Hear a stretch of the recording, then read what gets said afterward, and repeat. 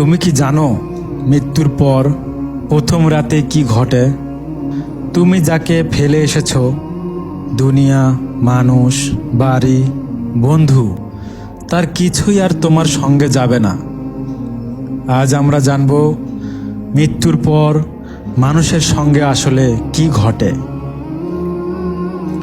রাসূল সাল্লাল্লাহু আলাইহি ওয়াসাল্লাম বলেছেন, যখন একজন মুমিনের মৃত্যু ঘনিয়ে আসে, ফেরেশতারা এসে বলে, হে শান্ত আত্মা, তুমি বের হও আল্লাহর ক্ষমা ও সন্তুষ্টির দিকে।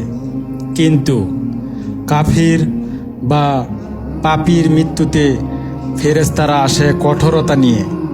তারা আত্মাকে এমনভাবে বের করে যেন আগুনে ভাজা লোহার খাঁচা দিয়ে ভেতর থেকে টেনে আনা হচ্ছে।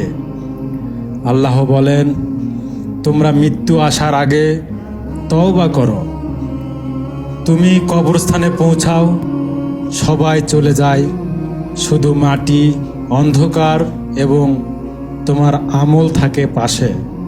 সে সময় ফেরেশতা, মুনকার ও নাকির আসে।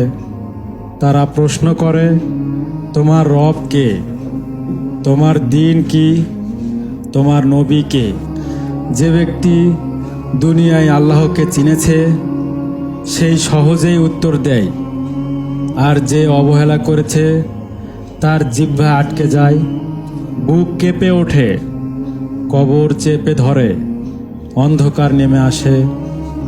একজন ভালো মানুষের আত্মা জান্নাতের সুবাস পায়, আর পাপীর আত্মা বাতাসে ঝুলতে থাকে। ফেরেশতারা তাকে ঘৃণা করে।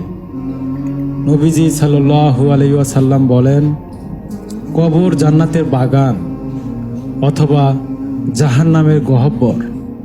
আজ যদি আমরা নামাজ, তাওবা ও ভালো আমলের দিকে না ফিরি, আমাদের কবর হবে আগুনের গর্ত। তবে আল্লাহর রহমত বিশাল, যে তাওবা করে তার জন্য ক্ষমার দরজা খোলা। আল্লাহ বলেন, তাদের সামনে রয়েছে বারজাক তথা আড়ালের জগৎ, যেখানে তারা থাকবে কিয়ামত পর্যন্ত। মৃত্যুর পর মানুষ ঘুমিয়ে থাকে। মুমিনের জন্য শান্তি, পাপীর জন্য শাস্তি।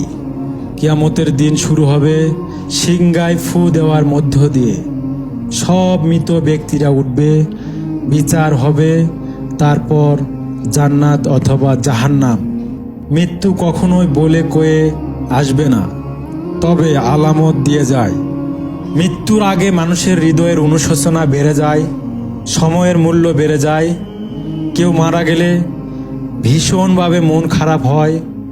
আসলে আল্লাহ আমাদের জাগাতে চান, তওবা করতে বলেন, ভালোবাসতে বলেন সেই জীবনকে যা চিরন্তন।